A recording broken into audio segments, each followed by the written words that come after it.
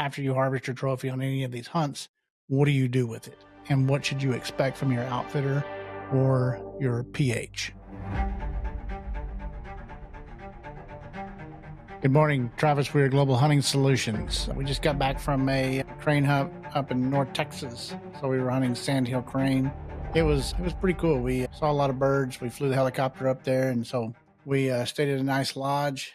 What we're going to talk about today is trophy prep.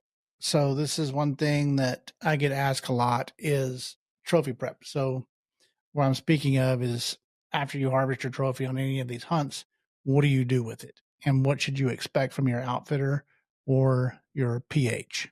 I urge everyone before they go on a hunt, if they have their own taxidermist that they're going to be using, I urge everyone to ask their taxidermist to send them with pre-printed tags. And what we do in my hunting business is we have laminated tags that we use. They're like luggage tags, and we do 3 tags for each animal. So once the animal has been skinned and cleaned and put up, we put 1 tag on the horns and skull with a zip tie, and then we put 1 tag on the cape with a zip tie, and then we put 1 on the bag that we put it in with a zip tie. And so on these tags, it should have your contact information on one side of the laminate, and then on the flip side, it should have your taxidermist info, especially if you're going to be hunting internationally.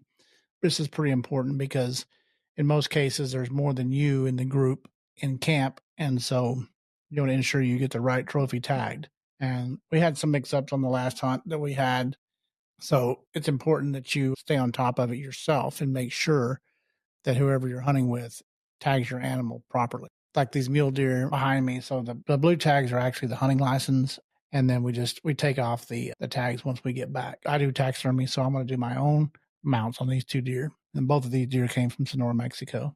So I urge everybody to get these pre-printed tags. And if let's just say you're going to hunt in Africa. So what happens in Africa is you go out for the day and you harvest your animal and you come back to the lodge. The animal goes to the skinning facility and the guys skin the animal.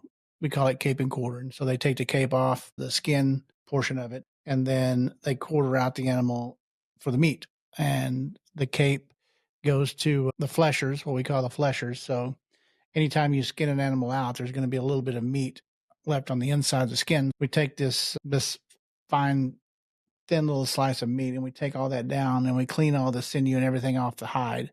And then we turn the ears inside out. We split the eyes, turn them inside out, and split the lips and the nose. And so then we salt these, we call them capes. So the capes is what we refer to as the skin portion. So what we do is we salt these to prevent any kind of bacteria or anything growing on the skin. Any kind of bacteria, it causes the hair to fall out. So what happens is if these capes sit out in the warm climate, a bacteria grows and it causes the skin to slough off and the hair falls out. So we call it hair slippage. And so the salt prevents that. What to look for in the skinning shed. If you walk into your outfitter skinning shed, it's not tidy, that's a problem. That's your first clue to really watch what. It's very important for a skinning facility to be clean. And I'm not only talking about the skinning facility, I'm talking about the fleshing area where they prep the hides and the skulls. And if it smells funny, that's not a good thing for your skin nor your horns. So the main thing that happens there is you get these bugs, and they're called dermestid beetles. And these dermestid beetles, what they do is they influx the skin portion, and they eat the roots of the hair, and then your hair falls out. I don't know if you've ever felt of a mount and touched it, and part of the hair falls out. That's because of these dermestid beetles. And we'll get to that in a minute. But I think a skinning facility should be very tidy. It should not smell. And I always tell everybody, treat their cape, the portion that they're going to use for the shoulder mount, like a piece of steak or a piece of chicken or a piece of fish. You don't leave your food out to become spoiled. Your cape can become spoiled as well. And personally, what I like to see, as soon as the animal hits the dirt, get your pictures taken and get it back to the skinning facility as quickly as you can, especially in a warm environment like in Sonora, Mexico. If you're in Alaska or somewhere where it's cool like that, it's not as time sensitive. But if you are hunting in an area where it's humid and hot, it's a problem, especially Cameroon. They're notorious for having skin slippage. I've mounted a lot of bongos and a lot of Peter Diker, a lot of blue dikers just had terrible skin slippage. And so it makes it very difficult for us as a taxidermist to repair these and make them look like they did when you. So I always urge people to stay on top of their skins and make sure that these guys are doing. Don't ever take it for granted, because you never know. Last year you were at this place and they did a fantastic job and you had no questions. That staff maybe not there any longer, and this new staff is not doing as good a job. They may get stuff confused. They may be lazy, whatever, but stay on top of your skins. Make sure that there's no meat left on these capes and no meat on your skull. So like this, it's pretty clean. The skull looks pretty good. There shouldn't be a lot of hair. So anyway, back to the story, your cape as well. So the skin side should be white and it should be meat free. There shouldn't be any meat on your cape at all. And so as soon as I get back to the skinning facility, I like to get everything skinned off. If it's a shoulder mount, get everything off the shoulders and the neck, and then cape out the face, and then start shaving off the meat, splitting the ears, splitting the eyes, splitting the nose, splitting the lips, and then either put it in the refrigerator for now or go ahead and salt it. It depends on what you're going to do. If you're going to take your animals home from Mexico like these guys, you need to freeze it. And so this is a big topic of discussion, and we can go on and on about the USDA or the customs agents or whatever. We can talk about that until time ends. But everybody got their own definition on what we should. So this is the way that Travis Weir says it should be handled. And by no means is this 100% correct, because it just depends on the agent you're going to get when you land. And the way that it should be done, if you're going to take mule deer from Mexico or a Coues deer, anything that's not a CITES animal, you cannot bring your desert bighorn back. It's a CITES animal. You have to get an export permit and import permit. But these mule deer from Sonora, you can bring them back with you.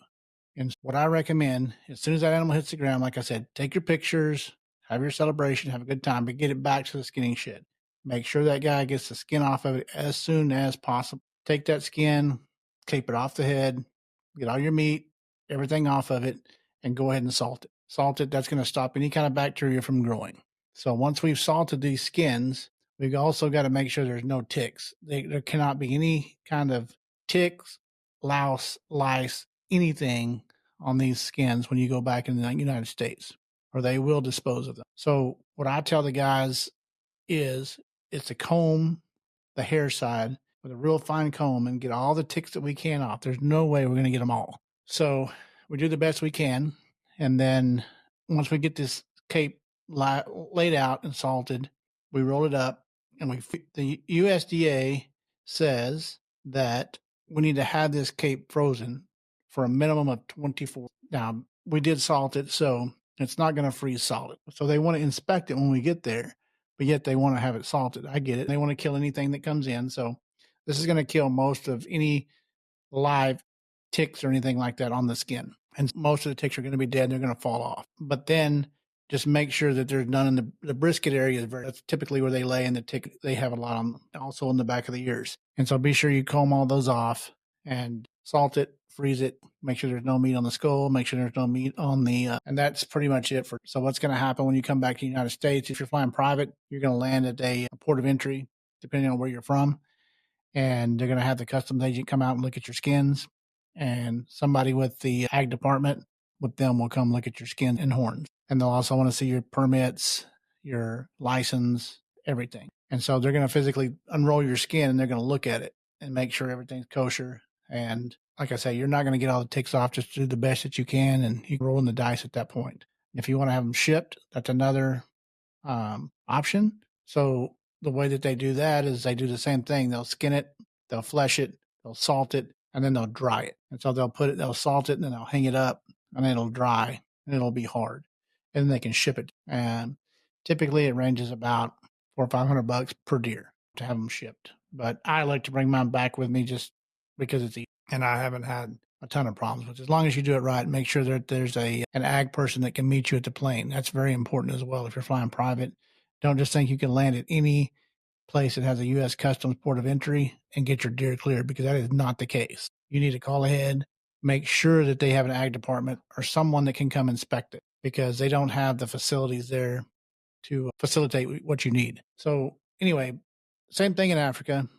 You harvest the animal, you get back to the skinning shed, and they get everything skinned, and they do a phenomenal job. They knock all the meat off of it, hang it up, clean it, salt it, dry it. Then the inspector will come and inspect all your Trophica, make sure that everything's cool, make sure it's clean, everything's dry, there's no meat, nasty stuff on your animal. And so they'll build a crate and they'll place all your animals' skins in the crate and then all your horns and in the same crate. And then once the veterinarian signs off on it in Africa, then it ships. And then we use a broker to get it back in the United States. The African government does one thing, our government does another. And they're all pretty good, all the people that can assist you with that. I personally use Coppersmith. I've used Coppersmith for 30 years, and they've always done a good job for me. Not everybody likes Coppersmith. I understand that. Everybody's got their favorites. So I'm not married to any of them. That's just who I use. So when they get back in the United States, you'll have everything tagged. You'll have your horns with your name on it. You'll have your cape with your name on it. And you'll have your, if it's in a bag or whatever, you'll have that.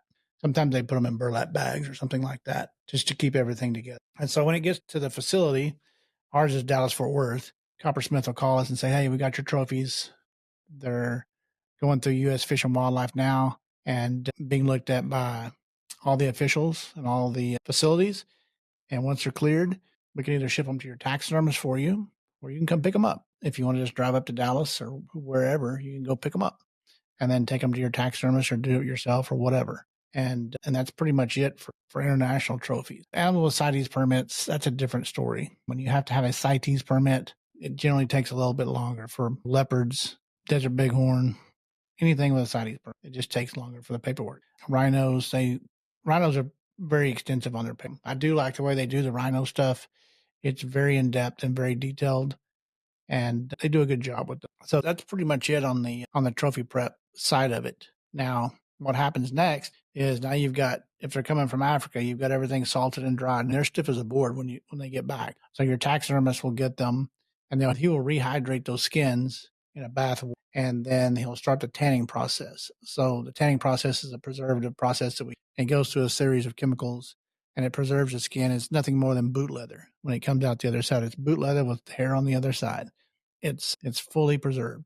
And so all we use in taxidermy is just the skin over here and like this skull cap right here. We don't even use the skull. So this deer, I am going to shoulder mount, but that's all I need. It's just a skull mount. This is just the skull plate. And so I'll attach that skull plate to a foam mannequin, and then we'll use the glass eyes and clay and Bondo to put everything back together and do some stitching. And that's all taxidermy is. It's a little more involved in that, but simply put, you don't need any of the meat. You don't need any of the skull. They need the full skull. You just need a skull plate and your cape, and that's it. Now, what to look for back to the skinning shed that I was going to go to in these dermestid beetles. So dermestid beetles is a problem, and sometimes they're referred to as carpet beetles. And if you ever walk around your trophy room or your house or whatever, and like little things that look like rice on your mounts, those are dermestid. And so somewhere along the way, they've got brought into your trophy room or home or whatever by a skull like this that wasn't cleaned properly, that maybe had some matter up in the brain facilities or what. And these dermestids get in there and they eat meat. That's what they do. A lot of these companies out there that do fully articulated skeletons for not dinosaurs, but like a rhino. They'll put the bones in these big aquariums full of dermestid beetles, and the dermestids will take all the meat off the bone. And so then they wire everything together. You've seen them in museums, these articulated skeletons. These dermestids are a problem with us because they do eat the hair follicle, and they'll get in your mounts and they'll eat the follicles, the root of your hair. And so a lot of people ask, what do I do? I found these little pieces that look like rice on my mounts. I know I've got dermestids. How do I deal with them? And so one, you can call the taxidermist and they'll come over, and there's some products out there that will get rid of them. But it's not a one shot deal. You have to do it every year. I recommend if you got a lot of mounts, every 6 months, because you invest a lot of time and a lot of money in these mounts. And that's the last thing that you want is a dermestid problem. And if you want to do it yourself, if you only got a few, what I do is I tell people to take a big 55-gallon or 60-gallon lawn and leaf bag and put your mount in there and put a fogger in. I fog every single mount while your mounts are out in the fog. Then put a bunch of them in your trophy room and fog your whole, and that'll help. There's also some topical things that you can buy from your taxidermist that will also. It's just I tell people don't pick up a skull in the pasture because it's going to have dermestids. Unless you need to take it to a professional, get it cleaned, get it bleached, and then put it in your room. You may not see the dermestids on there, but they're there. So that's how they get from one place to another. Somebody goes hunting on a ranch and they see a skull laying down there and they see it and they're, oh, like, it looks like this right here. It's clean. It's perfect. More than likely it's not. This one has been through the process. And what I tell everybody, boil the skull. I put Dawn dishwashing soap in there to cut the grease. I also put borax in there, and I use a big metal pot and then just boil the skull and pick the meat off. And a lot of people these days are using pressure washers. I don't use pressure washers because it damages the skull. If you're not going to have a skull mount and you don't care, it doesn't matter. But it matters to me. And so I don't do pressure washers. Some people can do it and they turn out great, but I can't. So I boil them and I pick the meat off and then I let them dry in the sun. And then I use hydrogen peroxide. It's not what you buy at the store. I believe it's 50% peroxide. It comes in a gallon jug. And you don't want to do this by any of your tools or anything metal because it will rust everything in your toolbox. I made that mistake when I was young. So what you want to use is like a Rubbermaid plastic container. And after you boil your skull, if you want to do this yourself, boil your skull, put your skull in there, and then use this peroxide. It'll whiten it. And it'll also kill any dermestids. It'll kill everything. So that's a good trick. Taxidermists probably don't want me telling you that. It's very simple to do. It takes a lot of time, especially if you pick one up in the pasture. Take it by your taxidermy shop, let them do it, or you do it yourself. If you have any questions about what to use or where to get it, shoot me a link or shoot me a message in the comments, and I'll tell you where to get it. But just be careful about bringing things into your trophy room that don't belong there, that hasn't been cleaned, because I have client after client. We got dermestids. We got these beetles that you talk about. Our hair's falling out. What did you take a skull in your? Oh yeah, I was out there hunting in Texas and I found a deer skull and it looked clean to me. And I put it in my trophy room and now I've got dermestid beetles and my mounts are falling apart. If you wait too long, there's nothing we can do about it. You can take your hand and all the hair will just fall right out. We're magician. We're not magicians. We are taxidermists, not magicians. I'll put it to you that way.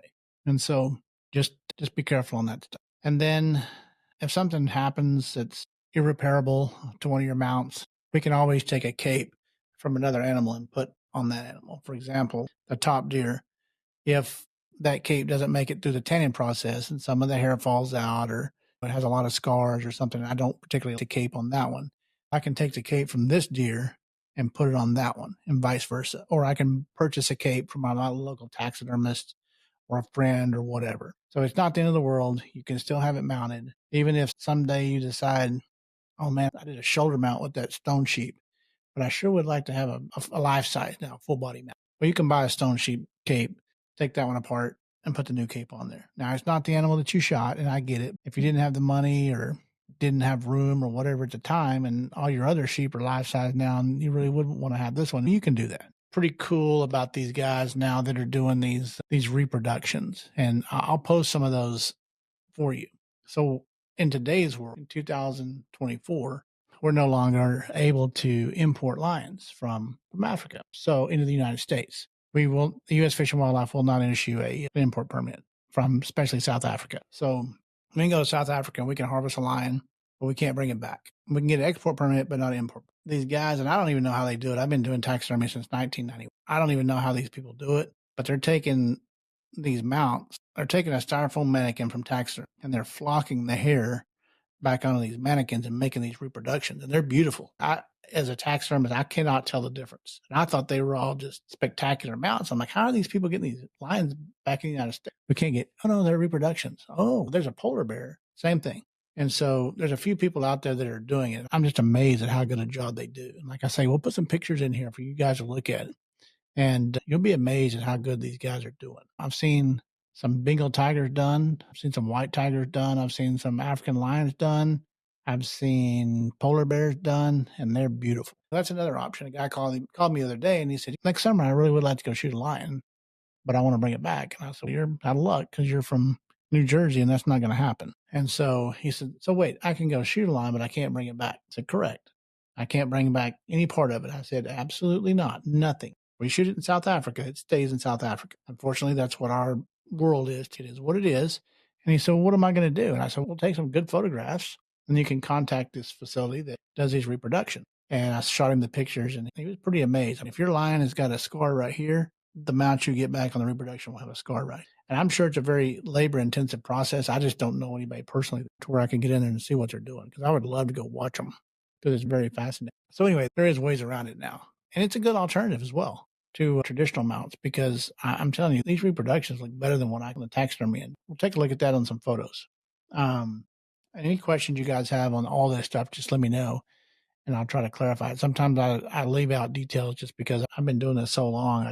My wife always corrects me that not everybody knows what a cape is.